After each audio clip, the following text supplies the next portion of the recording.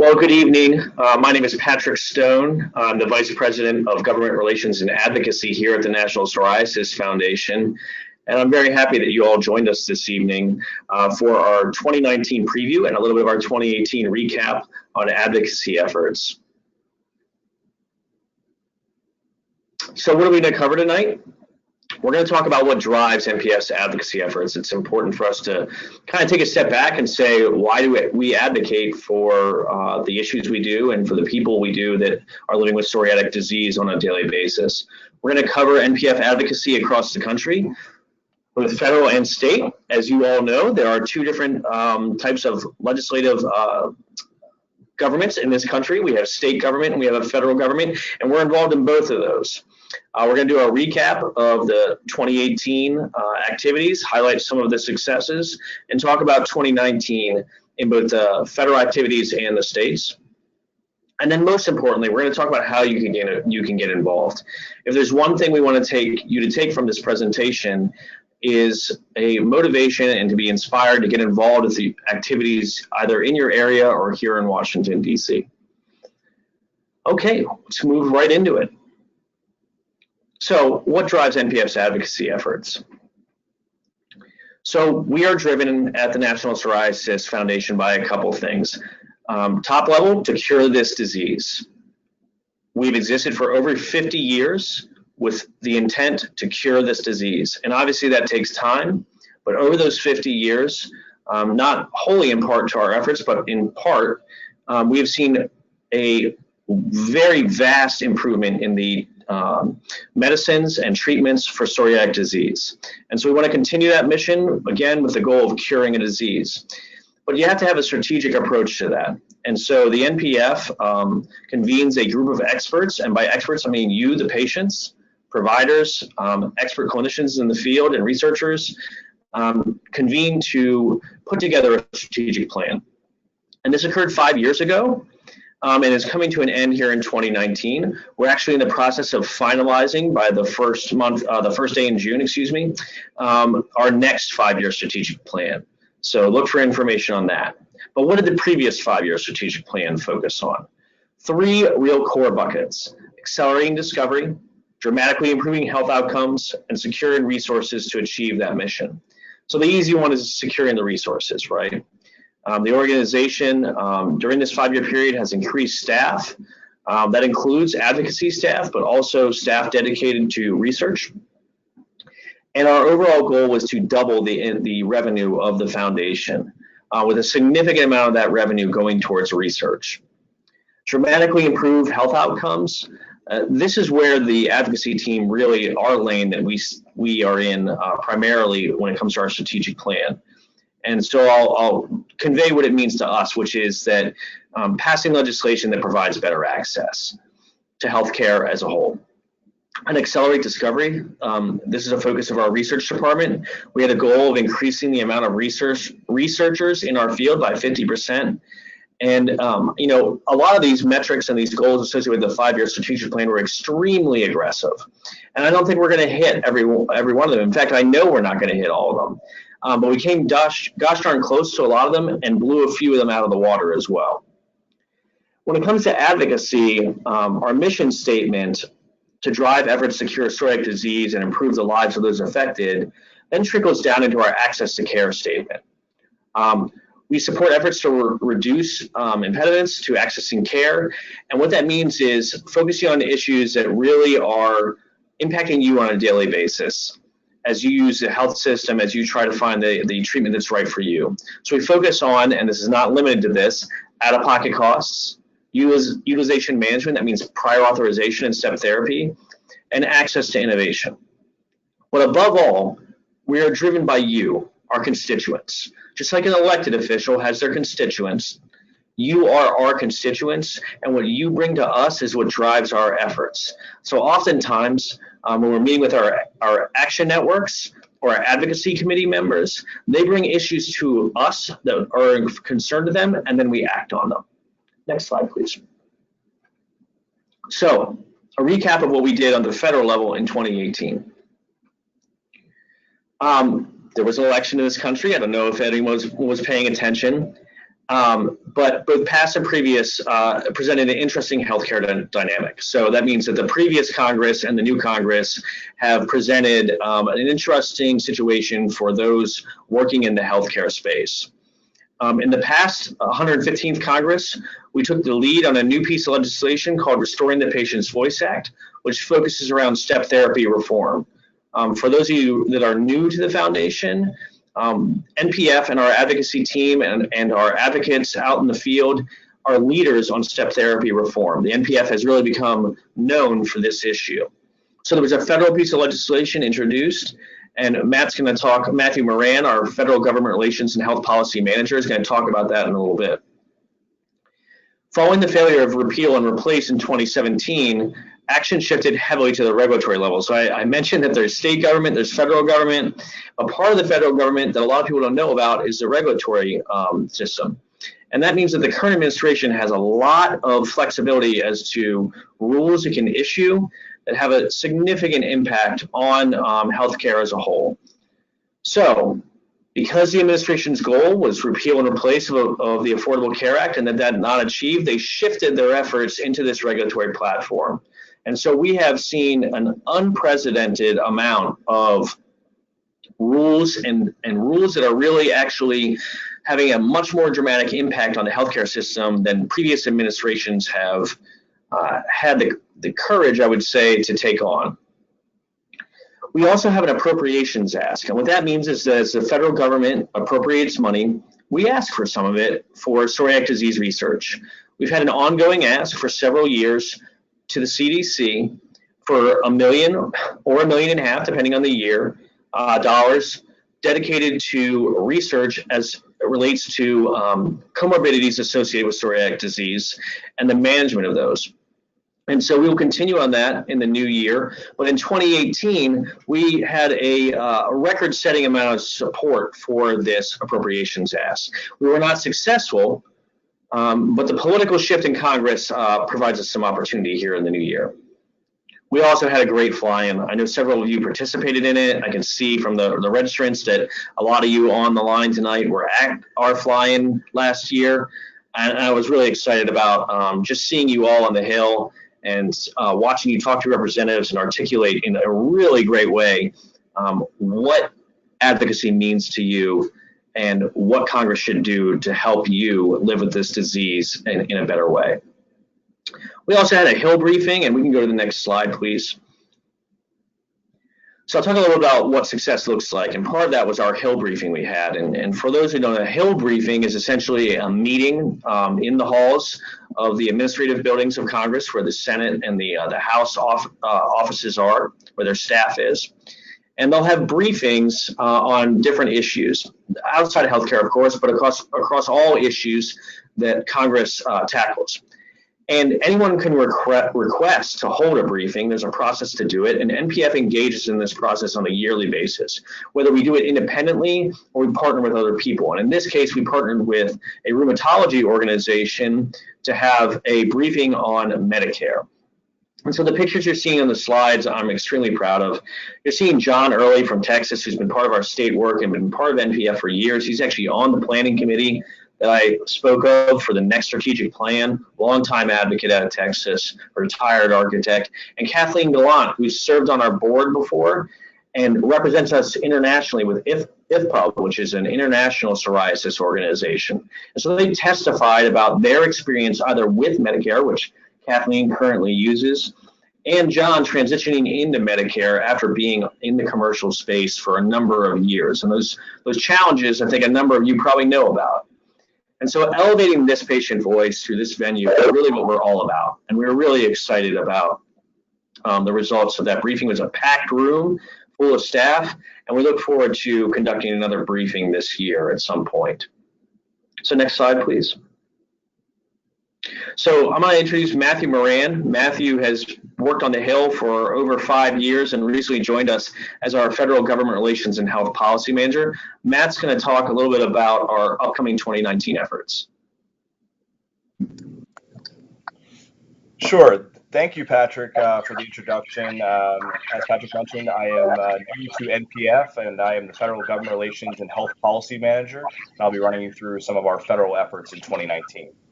Next slide, please.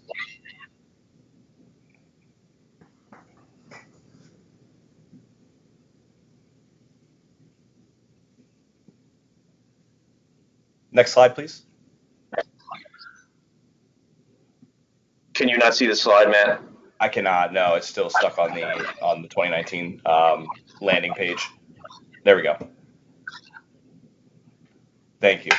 So 2019, we expect to deal with Congress. In the 116th Congress, there'll be a heavy focus on drug pricing. Drug pricing will continue to be a focus. Seemingly every other day, we are seeing a congressional hearing on the issue. This will undoubtedly be a highlight throughout the 116th Congress, and we will continue to monitor those efforts on the House and the Senate side. As Patrick alluded to a little bit earlier, we are seeing aggressive regulatory efforts coming out of the administration, whether that's HHS or CMS or many of the other federal agencies that we deal with on a daily basis. So that will continue to ramp up as we round out 2019. We are also very excited to continue our work on HR 2077, the Restoring Patients' Voice Act. As Patrick alluded to earlier, that is our step therapy reform bill. We have understanding that that bill will be reintroduced by the end of this month. We have great bipartisan support on that bill. Congressman Ruiz out of California and Congressman Wenstrup out of Ohio will be leading that effort, and we expect a robust bipartisan effort in both the House and the Senate. We are also very excited about our annual fly-in. This year will be our 15th annual fly-in. We take place April 1st and the 2nd. We will be hosting advocates here in Washington, D.C., and so they can meet with their elected officials, and so their elected officials can hear firsthand stories from our advocates. We are also going to be focusing in the coming weeks on our appropriations ask. As Patrick mentioned, we will be asking for $1 million from the CDC or from Congress to research efforts at the CDC to have a better understanding between the connections between psoriatic disease and the comorbidities. We had great success on this effort in 2018. Unfortunately, we did not see funding in the final bill, but we anticipate that we will build on this success from 2018 and have a successful effort in 2019. What else? We will continue to monitor legislation that is making it out of the committees of jurisdiction, and also any bills that are going to be progressing to the House floor and additional regulatory efforts that are coming out of the administration. We expect a very busy year in 2019 and are excited to work on your behalf. At this point, I'm going to pass it on over to Amy, who's our Associate Director of State Government Relations.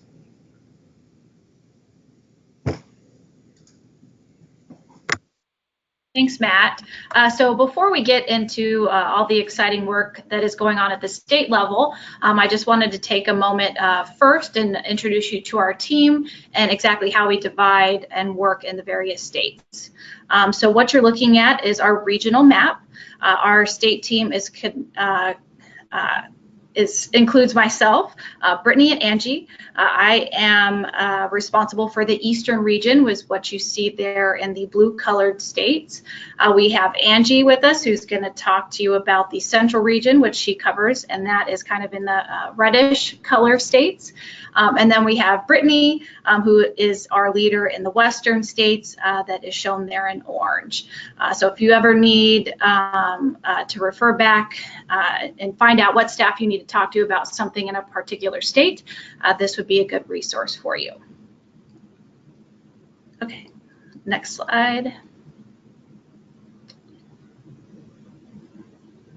So the Eastern region, we've had a lot going on both last year and this year.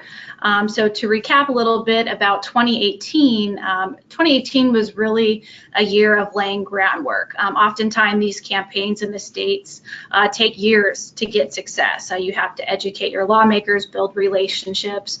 So that is primarily what we did in 2018.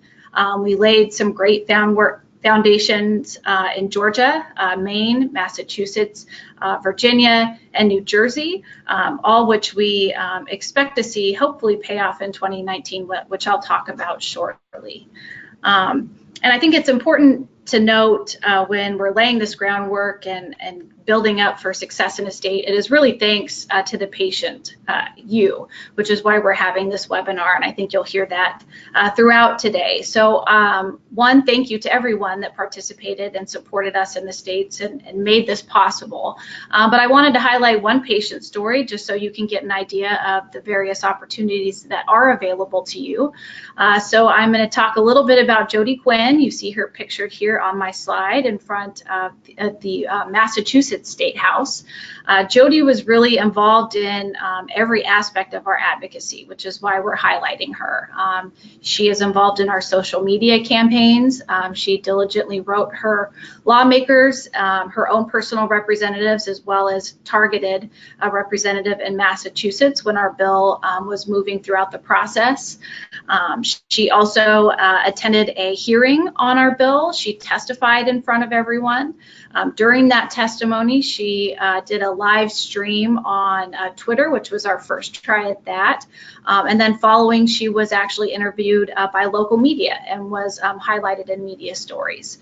She also serves or did serve in 2018 as a co-chair on our Eastern Advocacy Action Network, which is a way to stay abreast of advocacy initiatives throughout the entire region.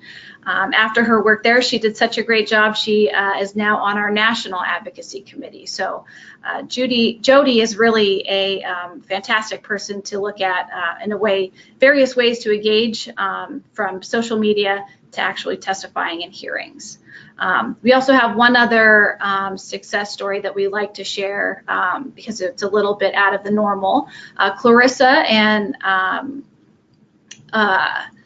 was able to speak on a radio station that was broadcast because of our work on step therapy in New York. She was highlighted on NYU Doc Radio and talked about our work up there. So often when you're engaged in these campaigns, they do catch because of the success, other outlets see that this is happening and then in turn turn to us and ask that we share our engagement and our work in these states. So oftentimes we get these really exciting opportunities. So with that, I will turn now to 2019. As I said, we've laid a lot of groundwork in various states. So we do see those continuing this year. In Virginia, for example, we have a bill already sitting on the governor's desk in a short session.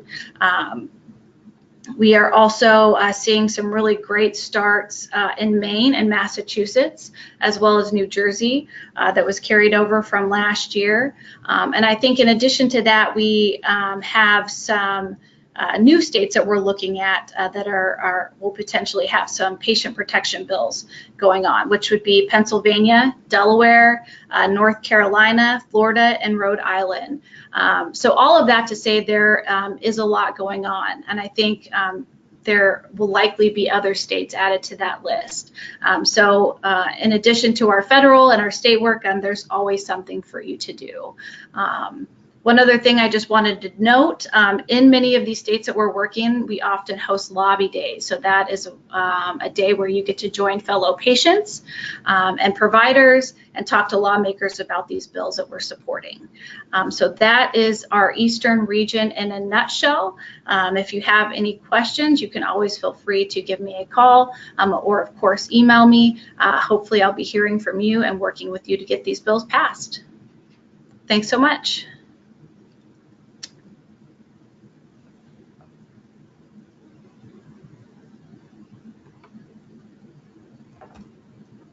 Good evening. Thanks so much for being with us tonight. My name is Angie Teese, and I am your State Government Relations Manager for the central region of the country. I like to say north is Minnesota, south is Texas, west is Nebraska, and east is Ohio and Tennessee as my border states. So again, thanks for being with us. Next slide, please. In 2018, the Central Region was very busy, and I am proud to say that NPF led efforts in Minnesota to establish patient protections for the practice of step therapy here. That bill passed in approximately 5.5–6 months and was implemented January 1st of 2019. I'd like to say a special shout out to Michelle Stranges, who is with us tonight. She is from Minnesota and was instrumental in the passage of that legislation, hoping to testify and work with lawmakers to get a full understanding of what that practice of step therapy looks like. So again, Michelle, thank you so very much. The last month of 2018 also brought us success in the great state of Ohio, where we saw step therapy patient protections pass as well. That bill will be implemented in 2020. In 2019, we are turning our sights to Wisconsin, Oklahoma, and Kansas. NPF is again leading step therapy efforts in Wisconsin, and we are working in coalition in the states of Oklahoma and Kansas to broaden patient protections for the practice of step therapy. I'm happy to say that in Wisconsin, we're just coming off of a very successful advocacy day where we had over 50 patient advocates from about 19 or 20 different organizations meeting with lawmakers in both the Assembly and the Senate, including leadership. We were covered by a couple of media outlets and had over 200 social media impressions. So it was a really great day, and we are hopeful that that momentum will carry us in to a successful spring once the snow melts here in the Midwest. I'd also like to highlight Lisa Combs-Creech out of Indiana. Lisa is new to our advocacy efforts and has just kind of jumped in and brought a bunch of enthusiasm and dedication and a willingness to share her personal story with psoriatic disease and utilize it for policy gains in Indiana and at a federal level. And so, Lisa, thanks again so much for your involvement. And I look forward to working with you. And as Amy indicated, please feel free to reach out via email and phone. I'm more than happy to get you engaged in our great work here in the Midwest. At this time, I will turn it over to Brittany Duffy-Gaucher. Great, thanks, Angie. So welcome, everyone. I'm Brittany Duffy-Gaucher, your State Government Relations Manager for the Western Region. As you can see on this, I cover the 15 states out here in the West, which is the largest in terms of land mass. With that being said, 2018, slide. So 2018 was an exciting year.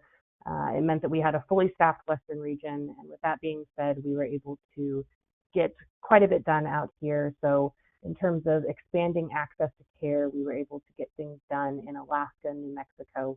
So with New Mexico, we worked in coalition to pass step therapy reform. And in Alaska, we were able to work on biosimilar legislation. So for those of you that aren't familiar, biosimilars are a biologic medication that is similar to the brand name biologics, but due to the fact that it's a living organism, it cannot be directly replicated. So as many of us know, for our community, biologics have been a game changer when it comes to treatment options. But due to the fact that biosimilars, as it says in their name, are only similar to biologics, we actually see this type of medication as an additional tool in the toolbox. So with that being said, we want to make sure that there's good communication and transparency when dispensing of these type of drugs. And we've worked across the nation to pass legislation that would ensure that there's good communication and transparency when that happens. But Alaska was one of the few states that hadn't seen this legislation pass. So we worked with coalition partners up there. And as you can see, Advocates in Action, one person I wanted to highlight is Mark. So he's one of our great advocates up there. Like many states, legislators only want to hear from their constituents. And so with that being said, we got a little stuck in one of the committees up there in Alaska, and Mark jumped in, no questions asked, and was able to help us get this bill unstuck through testimony. And with that, we were able to be successful that year in passing better transparency around biosimilars. Also, we were able to support efforts to fight back against rising out-of-pocket costs in California. So what we were able to do is put a cap on how much a patient has to pay for a prescription drug. So we were really excited to continue to fight back on those out-of-pocket costs. Also in 2018, we did a really great job elevating the patient's voice in Washington with our step therapy efforts. The other patient advocate I want to highlight is Kim Patton, who's on the call tonight. Kim has been fantastic in really getting the ball rolling. She has testified to talk about how step therapy impacts the patient's life and how it restricts their ability to get good treatment. She has gone to in-district meetings to meet with her state and local officials to talk with them, and she's attended our advocacy days. So if you look at the photos on here, she's the second one from the left up there in the blue t-shirt, and that's actually her with her representative. She was able to get what's called a 4 pull. So you are essentially able to pull your elected official off the floor and meet with them. And so we were very excited to see how Kim has made an impact and continues to fight with us to get this legislation passed in Washington. So that kind of transition us into the 2019 preview. So again, we continue our efforts to pass legislation that impacts our population in Oregon and Washington. Specifically, like I said, in Washington, we're working on step therapy reform, and in Oregon, and as well doing out-of-pocket in Oregon, and then broader access to care in Montana and California. I do want to highlight as well that we will have an advocacy day in California on May 20th. So Angie will go through how to get more involved and where to sign up there. But if you are on the call tonight and are watching this, we would love to have you join us in Sacramento on May 20th. And with that being said, Angie and Patrick will take us through how to get more involved with NPF.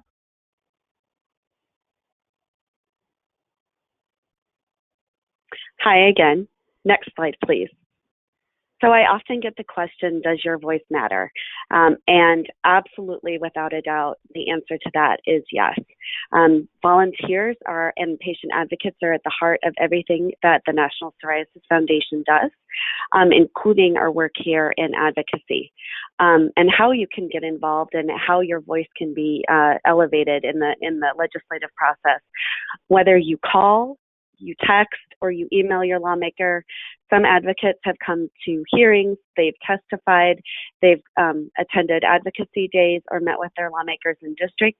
Your voice is really critical. You are the constituent of that lawmaker. You are the one with a psoriatic disease story to tell, and you are in the best position to relay the difficulties you have in accessing your medication and what that means for you and your loved one as you face this disease. You have made the difference in every state that we've shared with you, and you continue to make this work very, very special and effective. I was just in Wisconsin, and hearing advocates share their stories with the Speaker of the House, critical. The staff member was taking notes and so interested, and it's really important that you get involved in this process. So our job is to make it easier for you to get involved and to share your voice. And again, whether that's calling, texting, or emailing your lawmaker, we have made that easier by employing technology, where we send you an email and ask for your help at a critical time in the legislative process. And all you need to do is click here, to send your message, personalize it with your story and how, again, you've been impacted by the issue. And then that sends that message right on to your direct lawmaker so that, again, it's making the process more efficient and more effective for you. That same technology makes it possible for us to connect through tweeting. We know that a ton of lawmakers are following or are on Twitter and use this to elevate the issues they're involved with and kind of the issues that they care about. And so that same technology helps us tweet to lawmakers and also to text. And so our job is really to make it the easiest, make it easier as the easiest we can for you to get involved, to send a message, and then in addition, we work very hard to train you, provide you all of the necessary resources and information, answer your questions in advance, should you have any, about what to say, what not to say, when to send that email or when to make that call.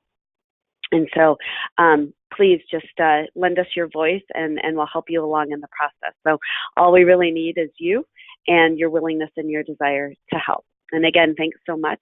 And I will turn it over to Patrick Stone now, who can tell you a little bit more about our Action Network.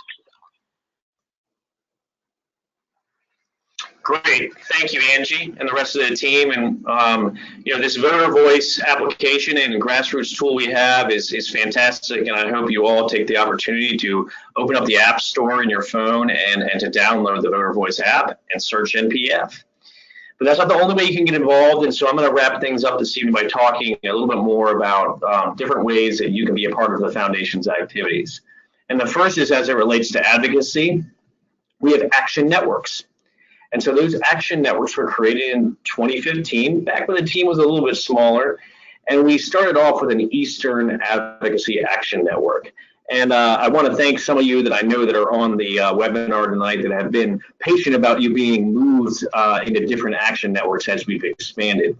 We then had a Southern Action Network, and now we have an entire East Coast. That first one I mentioned was the Northeast only.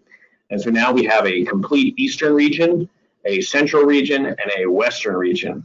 And those action networks coincide directly with the map you saw earlier of how our state team divides up the states. And the purpose of these action networks is really to put your voice, as we've talked about repeatedly tonight, at the heart and the forefront of what we do in advocacy. I've long told the team, and I know Amy tells her team members the same thing, that if we are the ones testifying, if we're the only ones testifying, I mean staff, the only ones testifying or advocating on behalf of an issue in a state legislature or in the federal government, we have failed. It is your voice and your face that we want to put forward to legislators that are impacting change. And so that's really important to us. And so the action networks, they help prepare you for that.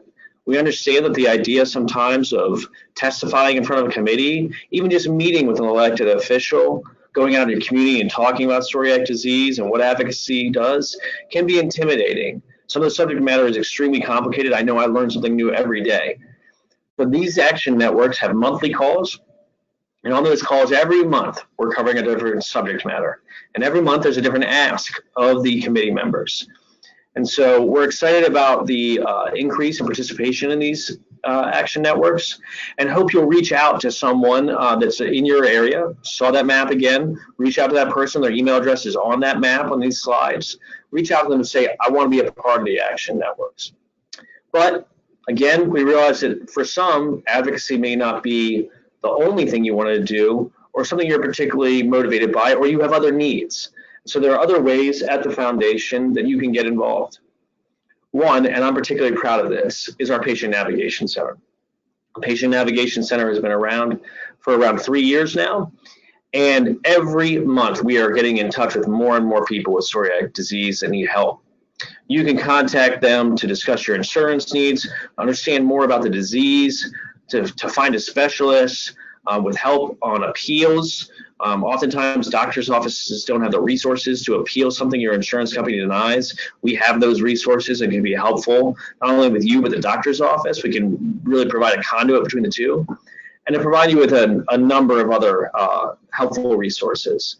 And as you can see on the right here, you can email the PNC, you can call the PNC, you can text the PNC, you can engage in a live online chat with a PNC navigator. Or if you're in the Portland area, you're welcome to walk right in the door and they'll help you there as well. Again, over 1,000 points of contact through these different means a month is what the PNC is seeing. And not only domestically, but internationally as well. So we're excited about what the PNC does. And if you need help in your journey of living with psoriatic disease and getting better access to healthcare, please contact the PNC. So maybe fundraising is your particular motivation when it comes to NPF. You want to help us cure this disease by funding research, funding advocacy issues, I mean, whether it be you want to raise $1,000 or $1 million, there are events you can get involved in through your local divisions. So this map is pretty complicated. I'll let you guys take a look at it offline here, but this is our breakdown of our divisions. And what this means is that we have staff spread out across the entire country that are putting together walks, runs, cycles, all sorts of different events you can get involved in. Next slide, please. Some examples here. Not only do we have walks and runs and cycles, marathons that you can participate in for fundraising, but we also have Stamp Out. That's our version of bingo, so you can participate in a local bingo event in your area. I've been to one myself. They're a lot of fun. So again, there's a ton of different ways that you can get involved with NPF. I really appreciate you taking the time this evening to understand better how you can get involved and what it means to us to advocate on your behalf. If you have any questions, in addition to emailing people in the states directly, you can contact us at action@psoriasis.org. Again, thank you so much for joining us, and we look forward to hearing from you and working with you in the near future.